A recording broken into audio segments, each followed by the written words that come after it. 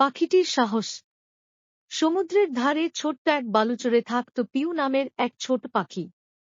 সে সদ্য ডানা মেলেছে, কিন্তু এখনো পুরোপুরি উড়তে শেখেনি।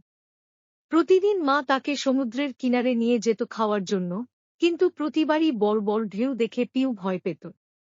একদিন মা বলল, পিউ, নিজের খাবার নিজেই খুঁজে নিতে শিখতে হবে। তুমি পারবে, আমি জানি। পিউ কাঁপা পায়ে পাড়ি এলো, কিন্তু হঠাৎ বিশাল এক ঢেউ এসে ওকে ভিজিয়ে দিল। সে লজ্জায় আর ভয়ে লুকিয়ে পড়ল ঝোপের আড়ালে। অন্য সব পাখি খুঁজে খুঁজে খাচ্ছে, আর পিউ শুধু চুপ করে বসে। তবে হাল ছাড়ল না সে। পরের দিন আবার এইবার মনটা একটু শক্ত করে। ঢেউয়ের ছন্দ বুঝে সাহস করে একবার সামনে এগিয়ে গেল। হঠাৎ সে দেখল, ঢেউ সরে গেলে জলের নিচে থাকে ছোট ছোট শামুক আর চিংড়ি। এইবার পিউ জানল, ভয় যতই হোক, তাকে টপকাতে হয়।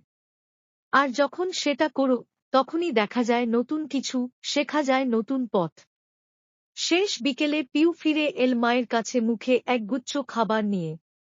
মা আদর করে জড়িয়ে ধরল, আর আকাশের পাখিরা দূর থেকে দেখল, আজ পিউ সত্যিই উড়তে শিখেছে, তবে শুধু ডানায় নয়, মনেও।